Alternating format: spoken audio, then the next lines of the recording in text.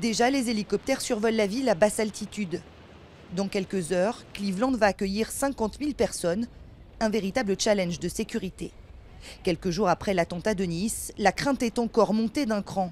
Partout dans les rues, des blocs de béton pour empêcher les voitures béliers, des barre-ponts pour canaliser les foules, de quoi rendre perplexes les habitants.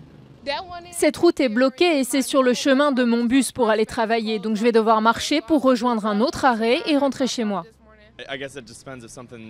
Je me dis que si quelque chose de grave ou de complètement dingue arrivait, il serait préparé. Mais je trouve quand même que tout ça est un peu excessif. Mais hors de question de prendre le moindre risque. L'État a affecté 40 millions d'euros à la ville pour sa sûreté. FBI, services secrets, renforts de police, plus de 5000 agents, bien plus que lors des précédentes conventions, sont déployés sur le terrain. Toutes les ressources sont utilisées. Je travaille pour les principaux hôpitaux de la ville et on nous a fait suivre une formation pour savoir comment agir en cas de problème, comme une attaque terroriste ou un accident massif. Pendant les 4 prochains jours, la circulation va être régulée dans un périmètre de 8 km². 2 parcs seulement pour accueillir des manifestations potentiellement à risque.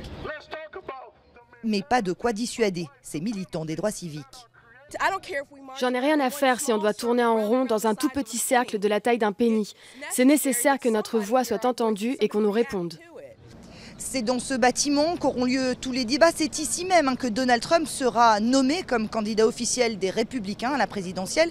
Une zone encore plus sécurisée que tout le reste de la ville. Pour y accéder, il faut avoir ce badge, un badge attribué par les services secrets américains.